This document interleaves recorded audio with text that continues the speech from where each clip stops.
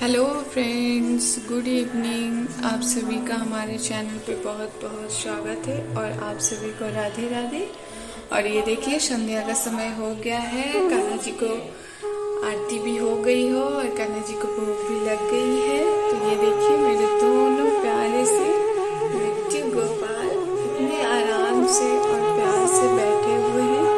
और अभी सर्दियों का मौसम भी आ गया है, तो अपने अपने कन्हैया का ध्यान रखें। सर्दियों के मौसम में जैसे छोटे बच्चे का केयर करते हैं, वैसे ही अपने लड्डू गोपाल, अपने कान्हा जी का भी सेवा करें। तो चलिए फिर पढ़ना आरंभ करते हैं और आगे की बातों से आप लोगों को अवगत कराते हैं। ये देखिए, मैं श्रीमद् भागवत महापुराण निकाल ली हूँ और भगवान जी को प्रणाम करके और श्रीमती राधा रानी का नाम लेके हम अध्याय में आगे बढ़ते हैं। आगे की बातों से आप लोग को अवगत कराते हैं। तो आज हम यहाँ से शुरू करेंगे पढ़ना। आज हम श्री सुखदेव जी को नमस्कार करते हैं। श्री सुखदेव जी वो जिन्होंने राजा परीक्षित को 7 दिन के अंदर उनकी मृत्यु होने वाली थी और उनको 7 दिन के अंदर श्रीमद् भागवत महापुराण की कथा सुनाकर उनको भगवान से साक्षात्कार करवा दिए थे। वही उन्हीं हम श्री सुखदेव जी मुनि को नमस्कार करते हैं। तो लिखा है, जिस समय श्री सुखदेव जी का यज्ञोपवीत संस्कार भी नहीं हुआ था, सूत्रा लौकिक वैदिक कर्मों के अनुष्ठान का अवसर भी नहीं आया था, उन्हें अकेले ही संन्यास लेने के उद्देश्य से जाते देखकर उनके पिता यानी श्री सुखदेव जी के पिता का नाम वेद व्यास जी विहर से कातर होकर पुकारने लगे, बेटा। उस समय तन्मय होने के कारण श्री सुखदेव जी की ओर से वृक्षों ने उत्तर दिया, ऐसे सबके हृदय में विराजमान श्री सुखदेव जी के मुनि को मैं नमस्कार करती हूँ। यह श्रीमद् भागवत अत्यंत गोपनीय रहस्यात्मक पुराण है। ये भगवत स्वरूप का अनुभव करने वाला और समस्त वेदों का सार है। जो हमारे 18 वेद हैं, उन सभी 18 वेदों का यह श्रीमद् भागवत महापुराण सार है। संसार में फंसे हुए जो लोग इस घोर अज्ञान अंधकार को से पार जाना चाहते हैं, उनके लिए आध्यात्मिक तत्वों को प्रकाशित करने वाला यह एक अद्वितीय दीपक है। वास्तव में उन्हीं पे करुणा करके बड़े बड़े मुनियों के आचार्य श्री सुखदेव जी ने इसका वर्णन किया है। मैं उन्हीं की शरण ग्रहण करती हूँ। श्री सुखदेव जी महाराज अपने आत्मानंद में ही निमग्न थे। इस अखंड अद्वैत्व स्थिति से उनकी भेद दृष्टि सर्वथा निर्वृत्त हो चुकी थी। फिर भी मुरली मनोहर श्याम सुंदर की मधुरमयी मंगलमयी मनोहारिणी लीलाओं ने उनकी वृत्तियों को अपनी ओर आकर्षित कर लिया और उन्होंने जगत के प्राणियों पर कृपा करके भगवत तत्वों को प्रकाशित करने वाले इस महापुराण का विस्तार किया।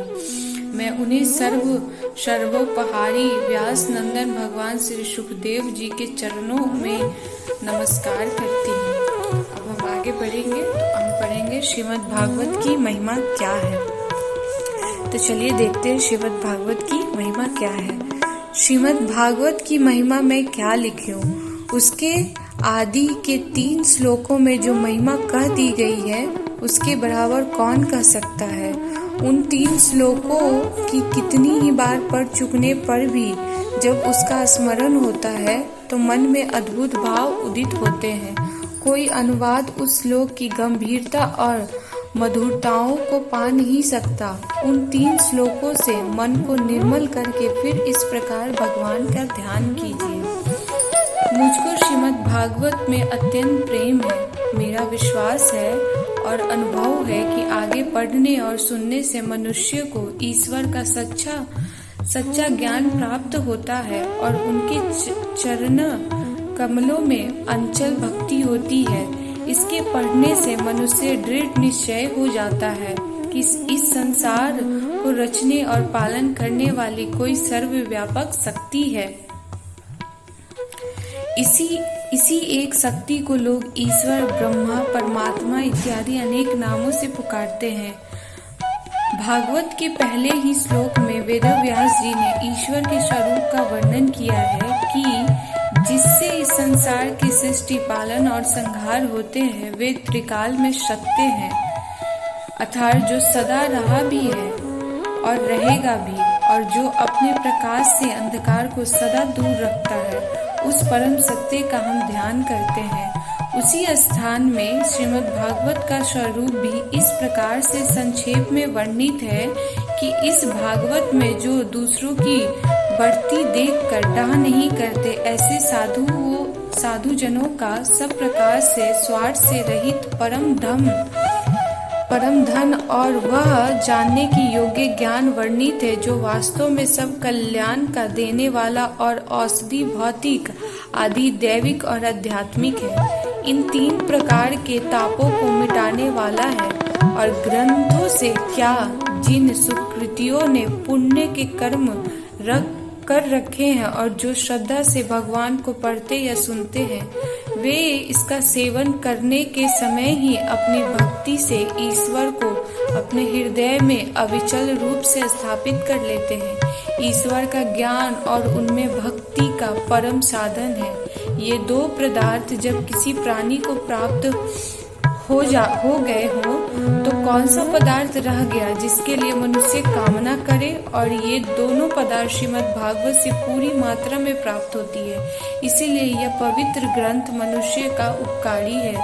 जब तक मनुष्य भागवत को पढ़े नहीं और उनकी इनमें श्रद्धा न हो, तब तक वह समझ नहीं सकता कि ज्ञान, भक्ति और वैराग्य का यह कितना विशाल समुद्र है।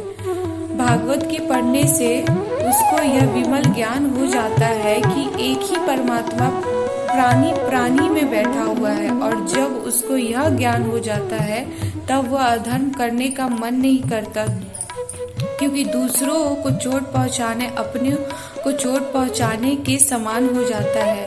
इसका ज्ञान होने से मनुष्य सत्य धर्म में स्थित हो जाता है और स्वभावहीन से दया धर्म का पालन करने लगता है और किसी अहिंसक प्राणी के ऊपर वार करने की इच्छा नहीं करता।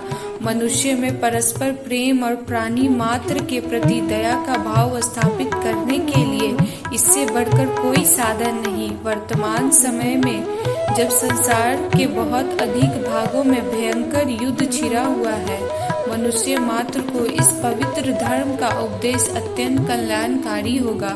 जो भगवत भक्त है और जो श्रीमद् भागवत के महत्व को जानते हैं, उनका यह कर्तव्य है कि मनुष्य के लोक और परलोक दोनों के बनाने वाले इस पवित्र ग्रंथ का सब देशों की भाषाओं में अनुवाद कर इसका प्रचार करें।